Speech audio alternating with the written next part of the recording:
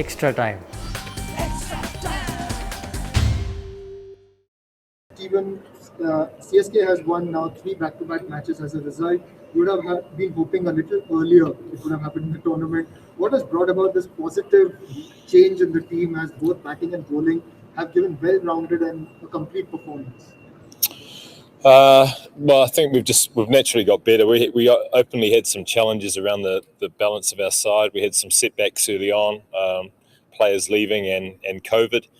And we struggled really to find a combination that was suiting the conditions. And I go right back to the start. We played the first 3 games in each of the venues. And keep in mind, we're a team that wins around 72, 74% of games back in Chennai. So we're quickly trying to find a way to be effective in what is essentially away games. We did well in the first game, but then got exposed for the next couple of games. So we felt we had holes in the team, and then we set about trying to fill those spots based on form and limited exposure.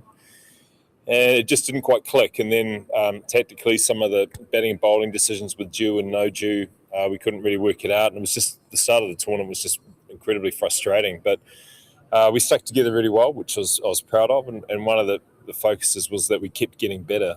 And we're too proud just to whimper out. And I think that's a reflection of the 3 games we've played now. We're a lot more settled. We're able to play young players in the right spot and give them a good run.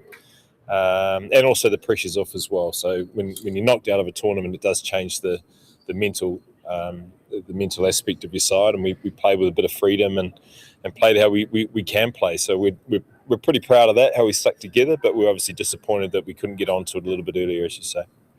Now that the season is over, what have been the biggest positives for the side this season? Oh, we hung tough as a group. Obviously, in the bubble, we're spending a lot of time together, and when teams aren't going well in the IPL, it can get a bit toxic. But the players, every one of them, were incredibly committed to what we were trying to do. Some were getting opportunities, and some weren't, which again is the nature of the IPL. But we got through well. We got through strong. And the fact that we were finishing on and up is testament to the players more than anything, that they were still committed to respecting the jersey and the franchise and desperate to finish the tournament well so that we can look back and say what if rather than what next. And we've got too many fans as well that rely on us doing well and want us to do well. And we had an obligation to do that. And the players were in a good enough space and tough enough to do that, repay that.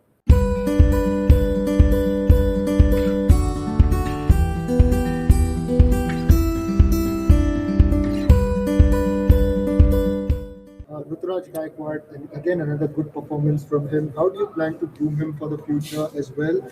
And a word on, did possibly you miss him earlier in the tournament? You could have possibly played him earlier. Yeah, he's a big story, isn't he? No, we couldn't play him earlier. In fact, we played him too early. The COVID really knocked him around. We knew how good he was from the time we've had the last 2 years, and the pre-season in Chennai was outstanding. One of the disappointments, obviously, was he got sick, and the fact that hung around for so long, people underestimate what it actually does to a player physically and mentally. We tried to get him into the game really early on, and looking back, it was probably too soon. So it wasn't effective, not enough opportunity. We might have pushed him to get in there too quickly, and he just wasn't quite ready physically. And then you got to wait a little bit. Some doubts are cast, and you just got to keep trying to work with him in net practice and his limited practice matches. But we always had in mind that he was going to be a key player. The fact that he got sort of 4 games in a row and took that opportunity was testament again to his ability, but also the fact that we were right in what we saw in him. So we're really pleased for him, and obviously now he's a big candidate for us going forward. The bowlers did a fantastic job today. Imran Tahir getting a crucial wicket of Chris Gale, and Didi getting 3 wickets. But they didn't quite feature in all games for you, so possibly they could have played. What do you think in hindsight, and also their performance?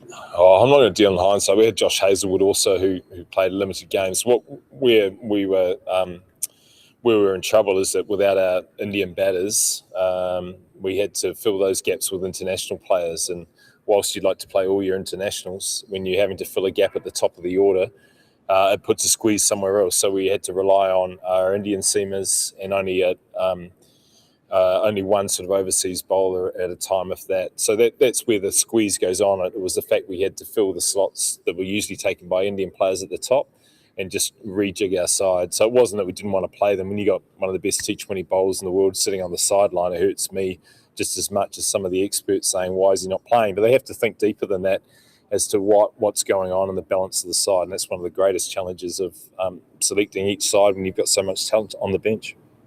And finally, you've coached other sides and you've been a part of a rebuilding process. Moving forward, if you have got to rebuild, do you think this is possibly your biggest challenge as a coach?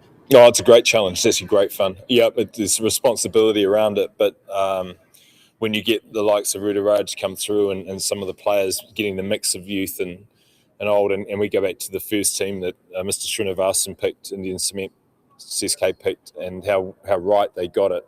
We're looking to do the same. If you can get a decade of consistent cricket from your side, you're doing something right. So we're tapping into that, and there's a big responsibility. Teams now and squads are a lot smarter, and they really know what they want. So the talent is really at a premium. But it's one of the challenges, and good challenges, exciting challenges of being involved in an IPL side. Hit the subscribe option and the bell icon to get all the exclusive sports videos on Extra Time.